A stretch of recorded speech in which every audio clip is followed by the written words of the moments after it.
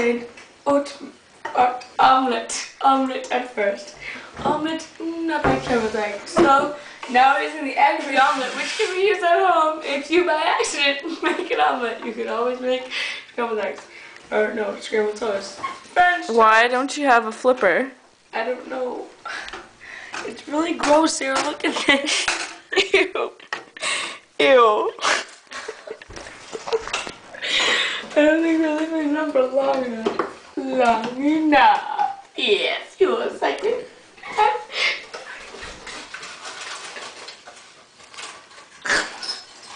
What's that?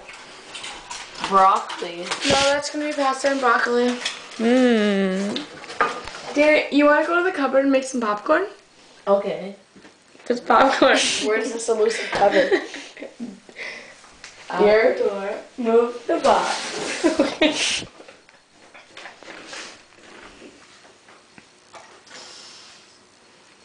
What is this? I'll eat it.